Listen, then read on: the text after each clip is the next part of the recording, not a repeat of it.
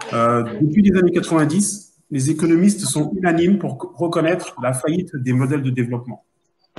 Les solutions de rechange proposées par les institutions financières internationales, plans d'ajustement structurel, émergence, ne font qu'empirer la situation économique des États africains. Face à cette faillite de la pensée économique, à proposer une solution de croissance pour l'Afrique, quelle alternative nous offre la pensée politique de Cheikh Anta Diop? Telle est la question que nous allons d'abord poser à l'auteur du livre, José de Nascimento, qui va nous donner pour lui la vision de Cheikh Anta Diop par rapport à cette thématique. Je vous écoute. Alors, je vous remercie. Alors, effectivement, il est très important, comme vous l'avez vous-même constaté, depuis les indépendances, sur le terrain de l'économie, nous avons mis en œuvre les politiques du développement. Et ces politiques, nous avons tous vu qu'elles nous ont conduits dans une impasse terrible. En tout cas, les populations africaines vivent cette impasse dans leur chair. Donc, de ce point de vue, il était intéressant de se poser la question, mais est-ce que Cheikh Anta Diop offre une alternative aux politiques du développement? Je vais vous exposer la proposition de Cheikh Anta Diop, et donc ce que je vais dire est très important, non seulement pour les jeunes africains en général, mais surtout pour nos jeunes qui font des études en économie. Ceux qui font des études en économie, écoutez bien quel est le modèle économique de Cheikh Anta Diop et vous allez pouvoir après faire la comparaison avec ce qu'on vous apprend dans la théorie du développement. Alors, je m'en vais sans plus tarder en faire la présentation. Alors, sur le sujet de l'économie, Cheikh Anta Diop est connu comme celui qui a proposé un plan d'industrialisation rationnelle de l'Afrique. Tout le monde fait référence à ce plan, mais personne n'a jamais expliqué en quoi ce plan est rationnel. Or, sans une telle explication, on reste à la surface des choses du discours de Cheikh Anta Diop sur l'économie. Je pense que pour comprendre le caractère rationnel du plan d'industrialisation proposé par Cheikh Anta Diop, il faut traduire le discours de Diop en termes économiques. C'est ce que nous n'avons pas fait jusqu'à présent et c'est peut-être pour ça que nous n'avions pas compris l'essence du discours de Diop sur l'économie. Alors, lorsqu'on fait cela, c'est-à-dire lorsqu'on traduit le discours de Cheikh Anta Diop en termes économiques, on s'aperçoit que Cheikh Anta Diop a proposé plus qu'un plan d'industrialisation. Il a carrément proposé un modèle économique de croissance pour l'Afrique. Alors, qu'est-ce que c'est que ce modèle économique?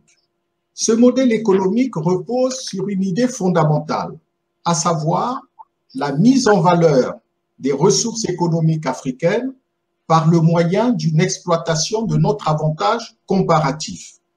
Mais alors, diront certains, et surtout diront les spécialistes de l'économie du développement, ils nous diront, mais exploiter notre avantage comparatif, c'est le b.a.-ba de ce que nous enseigne la science économique. Par conséquent, dans ce que Cheikh Anta Diop dit, il n'y a rien de nouveau. Ce que nous leur répondrons, c'est oui, sauf qu'il y a quand même une différence fondamentale entre ce que la théorie du développement dit sur le sujet des avantages comparatifs et ce que Cheikh Anta Diop dit sur le sujet des avantages comparatifs. En effet, là où l'économie du développement nous informe que l'Afrique a un seul avantage comparatif, à savoir sa dotation extraordinaire en matières premières, Cheikh Anta Diop, à l'inverse, nous apprend qu'en vérité, l'Afrique dispose non pas d'un avantage comparatif, mais de deux avantages comparatifs. Et c'est là toute la différence. D'une part, l'Afrique est dotée l'Afrique bénéficie d'une dotation extraordinaire en matières premières, mais en plus, l'Afrique bénéficie d'une dotation extraordinaire en sources d'énergie. C'est ce que Cheikh Anta Diop appelle la concentration simultanée sur notre sol des sources d'énergie et des matières premières. Seul le continent africain dispose d'un tel double avantage comparatif. Or, ce double avantage comparatif, on ne nous en parle pas dans les cours d'économie. On ne nous parle que d'un seul avantage comparatif, la dotation extraordinaire en matières premières. Non, nous dit Cheikh Anta Diop, l'Afrique a aussi un deuxième avantage comparatif, la dotation extraordinaire en sources d'énergie. Et selon Cheikh Anta Diop, cette double avantage comparatif confère au continent africain une vocation industrielle. La rationalité du plan d'industrialisation que Cheikh Anta Diop nous propose vient de ceci, qu'il organise l'exploitation de notre double avantage comparatif selon une logique de rentabilité interne qui se décline en trois volets. D'abord, exploiter notre avantage comparatif en transformant nos matières premières en corrélation avec nos sources d'énergie. Cheikh Anta Diop, dans son livre sur les fondements économiques et culturels d'un État fédéral d'Afrique noire, Cheikh Anta Diop a dressé la liste de l'ensemble de nos sources d'énergie. Ensuite, nous dit Cheikh Anta Diop, exploiter notre avantage comparatif en aménageant notre tissu industriel dans un cadre géographique optimum, celui d'une division régionale du travail industriel et agricole. Diop a identifié 8 régions à vocation industrielle et agricole et il a indiqué pour chaque région quelle devrait être sa spécialité régionale. Aux étudiants africains en économie, je leur dis, vous vous rappelez, dans vos cours d'économie, on vous parle de la division internationale du travail. Et bien, cette division internationale du travail, Diop propose que nous la fassions à l'échelle du continent. Le continent africain est à lui seul une société internationale. Donc, nous pouvons organiser une division internationale du travail à l'intérieur de l'Afrique. C'est ce que nous appelons la division régionale du travail industriel et agricole. Enfin, le troisième volet du modèle économique de Cheikh Anta Diop, et là, j'attire vraiment l'attention de la jeunesse africaine. Retenez bien le troisième volet du modèle économique de Cheikh Anta Diop. Cheikh Anta Diop nous dit d'exploiter notre avantage comparatif en propulsant, en impulsant une dynamique de conquête de notre marché intérieur. Prenez bien conscience, il s'agit d'un marché de plus d'1 milliard de consommateurs. Dans les cours d'économie, on ne nous parle pas du marché intérieur africain. C'est tout à fait étonnant, c'est tout à fait surprenant. Il s'agit d'un marché de plus d'1 milliard de consommateurs. Cheikh Anta Diop nous dit, impulsons une dynamique de conquête de notre marché intérieur. Ce marché intérieur africain constituera par conséquent un débouché solvable à notre production industrielle et agricole. Ce dont il faut bien prendre conscience, c'est ceci.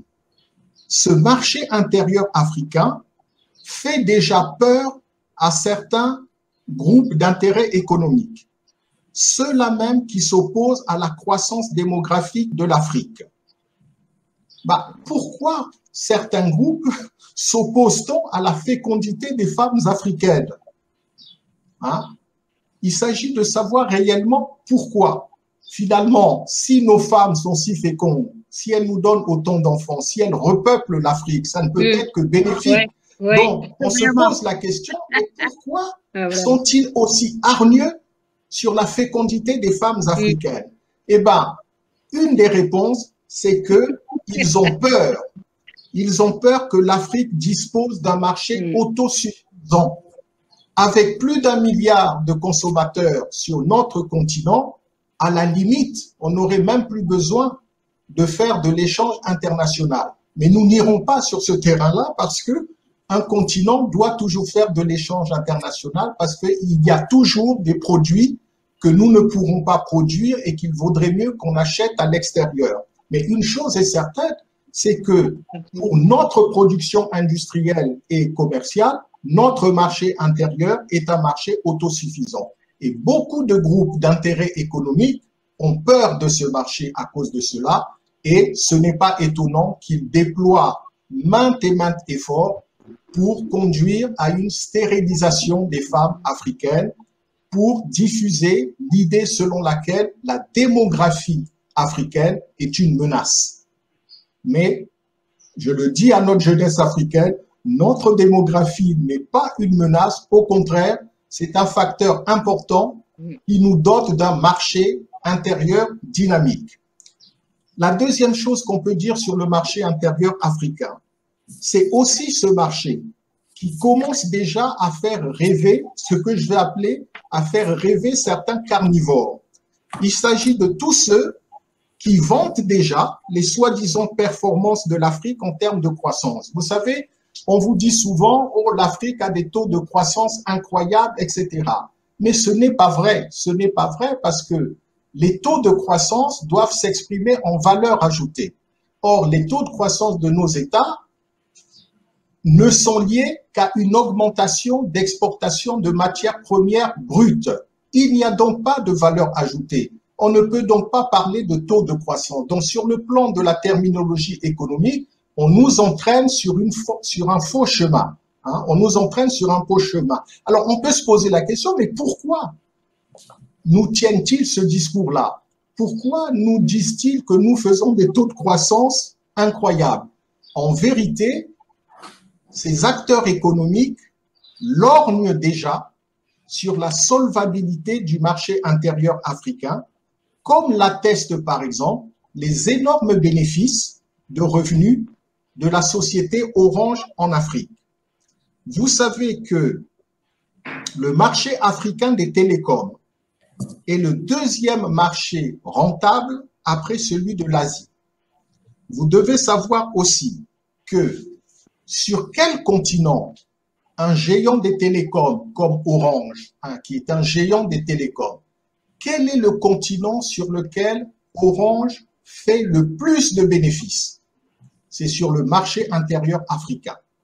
Donc, vous comprenez, ce marché intérieur africain est un marché qui offre un dynamisme incroyable. Alors, une chose est sûre, c'est que les retombées attendues du modèle économique de Cheikh Anta Diop sur le sol africain, les retombées seront conséquentes. Pourquoi? Parce que elles signifient création d'entreprises de transformation des matières premières. Or, si vous créez des entreprises pour la transformation des matières premières, ça signifie quoi? Ben, ça signifie que vous créez des emplois. Hein? Si vous créez des emplois, qu'est-ce que ça signifie? Ça signifie que vous créez des salaires. Si vous créez des salaires, qu'est-ce que ça signifie? Ben, ça signifie que vous créez des impôts. Et ces impôts-là vont servir à nos États, vont donner à nos États une assise financière suffisante pour financer les infrastructures, mais surtout les services sociaux tels que les hôpitaux. Vous connaissez l'état de nos hôpitaux actuellement en Afrique, hein? Mais voilà, ce profil du marché, du modèle économique de Cheikh Anta Diop amènerait à nos États une grande assise fiscale qui leur permettrait de financer nos infrastructures sanitaires, sociales, etc. Alors, entendez-moi bien, un des grands avantages du modèle économique de Cheikh Anta Diop est que les peuples et les États africains peuvent le mettre en œuvre avant même de créer les États-Unis d'Afrique. Entendez bien donc ça. Cette division régionale du travail industriel et agricole, nos États, nos sociétés n'ont pas besoin d'attendre la création des États-Unis d'Afrique pour le mettre en œuvre. On peut le créer dès maintenant. C'est pour ça que je profite de l'occasion de cette conférence en ligne pour lancer un appel solennel aux économistes africains qui sont au sein des universités, aux économistes africains qui sont au sein de la BAD, aux économistes africains qui sont au sein des grandes institutions financières internationales. Il leur appartient de travailler ensemble pour proposer aux États africains un plan actualisé de spécialisation industrielle et agricole pour chaque région d'Afrique. Voilà un travail formidable que nos économistes en Afrique peuvent entamer. Sans vouloir être caricatural, mais nous attendons de nos économistes non pas tellement des travaux sur les indices de la pauvreté en Afrique, mais voilà, nous attendrons d'eux des travaux sur la spécialisation industrielle et agricole de chaque région africaine. Enfin, nous lançons un appel aux diplomates africains et aux spécialistes africains de droit international public afin qu'ils travaillent aussi ensemble pour proposer aux États africains un cadre juridique de coopération entre les États en vue de mettre en œuvre le modèle de croissance économique de Cheikh Anta Diop. Parce que le modèle économique de Cheikh Anta Diop, pour le mettre en œuvre, on n'a pas à attendre les États-Unis d'Afrique. Nous pouvons le mettre en œuvre dans un simple cadre de coopération entre les États.